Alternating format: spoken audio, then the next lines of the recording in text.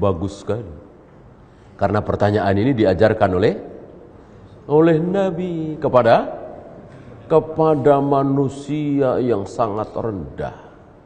Artinya serendah manusia ini diajarkan ini, apalagi Abu Bakar, Umar, untuk mengetes budak perempuan ini beriman atau tidak, yang ditampar oleh Muawiyah bin Hakam itu, beriman atau tidak, dites dengan aina Allah, di mana Allah berada, di mana Allah berada. Dan si budak perempuan ini tanpa ragu-ragu, tanpa mikir, menunjuk ke atas, menunjuk ke langit dengan mengatakan fis sama, di atas langit, yang dimaksud tentu bersemayam di atas arsy. Dengan jawaban ini Nabi mengatakan innaha mu'minah, budak ini beriman. Kalau engkau mau merdekakan, merdekakan. Budak ini beriman, budak ini beriman. Setelah budak itu menjawab, Allah bersemayam di atas arsy, di langit. Mafhum apa ini?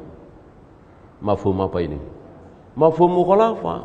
Artinya kalau budak itu mengatakan Allah ada di mana-mana, Allah tidak di langit, Allah tidak bersemayam di atas arsy, berarti Nabi akan mengatakan apa? Budak ini tidak beriman. Jelas kan? Mafhum mukhalafah. Gitu. Maka para ulama mengatakan kufur, kafir orang yang mengatakan bahwa Allah tidak bersemayam di arsy. Orang ayatnya jelas, 7 ayat, puluhan hadis yang menyatakan bahwa Allah berada bersemayam di atas arsy. Dan sudah lewat pembahasan kemarin, ya kan? Di atas bukan berarti Allah itu apa, arsy? Nempel, tidak. Berarti nempel di arsy, disangga oleh arsy, tidak. Jauh. Allah berada jauh di atas arsy, entah berapa juta kilometer. Di atas arsy, Allah tidak butuh penyangga. Ya. Maka mengatakan bahwa kalau begitu Allah butuh arsy dong. Tentu ini kalimat yang bodoh sekali. Allah tidak butuh apa-apa, termasuk Allah tidak butuh arsy. Arsy yang butuh Allah. Nah, maka ajarkan pertanyaan itu kepada anak-anak kita. Ya. Yang masih TK, yang SD kelas 1, bahkan mungkin yang belum sekolah. Ya. Nah, di mana Allah? Ya. Dan walillahil hamd. Antum bisa tanyakan anak-anak TK salaf. Insya Allah mau di Jakarta, mau di Bandung, mau di Pekanbaru, mau di Lombok, mau di mana. Tanyakan kepada anak-anak TK salaf. Di mana Allah? Insya Allah mereka akan menjawab bersemayam di atas arsy. Persis jawaban budak itu. Ya, kata Syekh Albani apa? Sekarang tanyakan kepada Profesor Doktor Al-Azhar Kairo Mesir. Profesor Doktor ilmu agama. Ada bidang tafsir, ada bidang hadis, ada bidang ini itu. Tanyakan di mana Allah berada. Mereka akan menjawab di mana-mana. Allahu fi kulli makan. Ya. Beliau membandingkan Profesor Doktor Al-Azhar Mesir dengan budak. Dengan budak di zaman Nabi. Ya, budak ini diuji oleh Nabi keimanannya karena namanya juga budak, jarang datang ke majelis Nabi. Bukan seperti Abu Bakar, Umar, bukan seperti Anas bin Malik, Ibnu Umar yang memang selalu hadir di majelis Nabi, yang dapat ilmu tauhid, ilmu akidah. Ini kan budak, sibuk dengan kerjaannya, namanya juga budak. Maka Nabi bertanya dengan pertanyaan yang besar tentunya. Nabi nggak nanya batalnya wudhu ada berapa, cara tayamum seperti apa. Itu jauh lebih kecil, walaupun tidak boleh mengecilkan itu besar. Tapi bertanya tentang di mana Allah berada, ini jauh lebih besar. Ya. Maka disayangkan kalau anak-anak kita disekolahkan ke sekolah umum, tentu nggak akan diajari di mana Allah berada. Ya. Ya kalau toh diajari sekalian diajari jawabannya, Allah ada di mana-mana. batil. Gara-gara kasus istiwa semacam ini, ayatnya datang sebagai ujian keimanan. Tapi antum tampakkan hal-hal yang melanggar iman. Saling mencela, melanggar keimanan.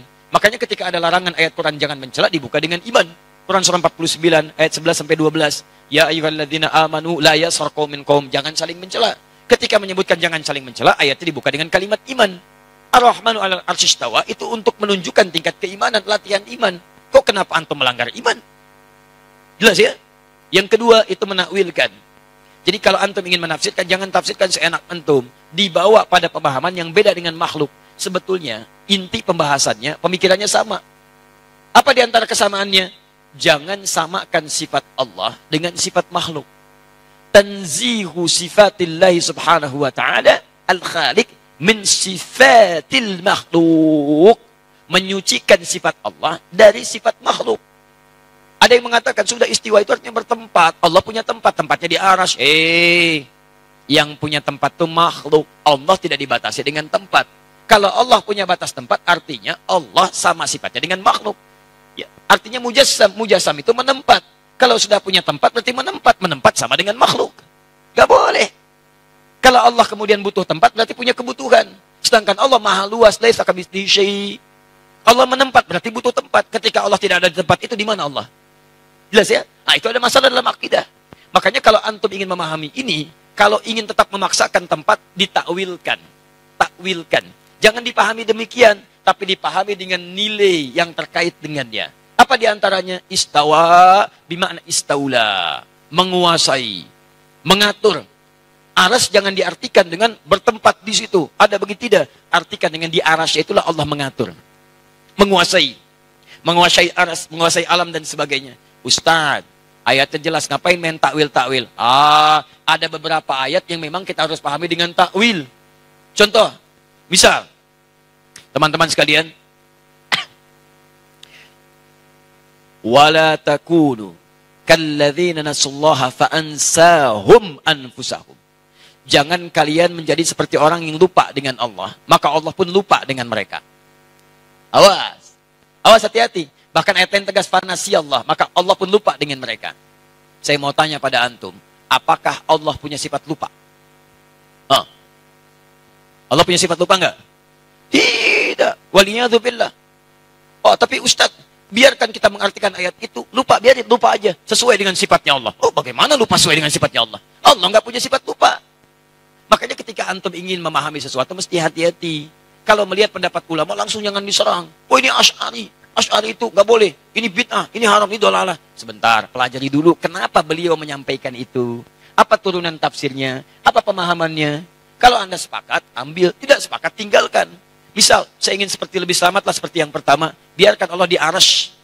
Menempat, tapi saya nggak mau tafsirkan. Sesuai dengan keterangan Quran aja. Ambil. Selesai. Dan jangan banyak dibahas. Gak usah banyak dibahas, termasuk jangan ditanyakan. Kalau antum ingin seperti tadi, boleh. Oh, itu maksudnya di aras, bukan menempat. Bukan tempat ya, karena Allah nggak butuh tempat. Maha kuasa Allah. Itu maksudnya Allah menguasai seperti takwil ayat ini, ayat ini, ayat ini. Selesai. Makanya saya ketika disoal teman-teman tentang hadis nuzul. Allah turun ke langit dunia.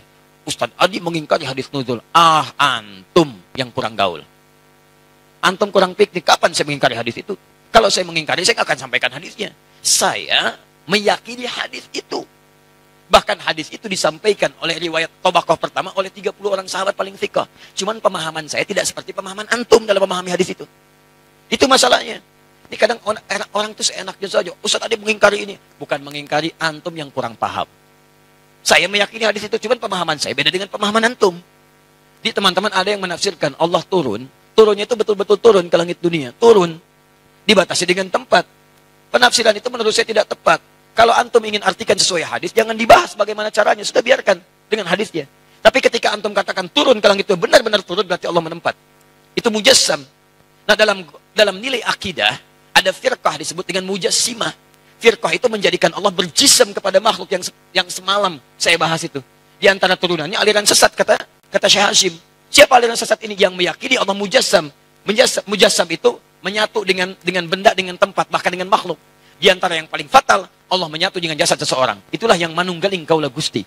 Ya, menyatu dengan diri saya, merasa lebih dekat. Siapa kamu? Saya Allah. Allah sedang apa? Sedang makan. Itu bahaya. Musyrik itu. Termasuk, maaf, Allah ada di tempat, Allah menetap. Paling sederhana saja begini. Maaf ya, Papua dengan Lampung bedanya 2 jam. Duluan Papua. Kalau antum artikan hadis akhir malam dengan Allah turun, misal Allah turun ke dunia. Di situ ada. Ketika Allah turun di Papua, mana orang Lampung? Ketika Allah turun di Lampung, berarti meninggalkan Papua. Sedangkan sifat Allah meliputi seluruh alam, tidak dibatasi dengan tempat. Makanya tanzihul khaliq bin sifatil makhluk. Antum kalau ingin bicara masalah ini mesti hati-hati. Kalau antum menyentuh sesuatu yang sensitif, bisa salah antum. Ketika salah menilai Allah, bisa kufur antum di situ. Bisa bahaya. Awas, kalimat kufur ini mesti hati-hati. Nanti dipotong lagi nanti di situ kalimatnya. Nanti nyebar lagi macam-macam lagi. Awas. Dia ada orang yang hobi motong-motong. Ya, itu dosanya banyak itu. Jelas ya? Cara paling gampang yang seperti itu. Kalau ingin paling gampang, sudah antum yakini saja, belum punya ilmu, diimani, jangan banyak dibahas. Termasuk pertanyaan seperti ini. Ya, simpan aja, yakini aja, jangan terlibat pada hal-hal diskusi yang tidak meningkatkan iman. Atau membuat antum justru saling meninggalkan ibadah, lupa dengan nilai-nilai yang lebih penting. Biarkan sifat Allah dengan keagungan Allahnya, sifat kita hanya sekedar mengikuti tuntunan Allah Subhanahu wa Ta'ala. Paham?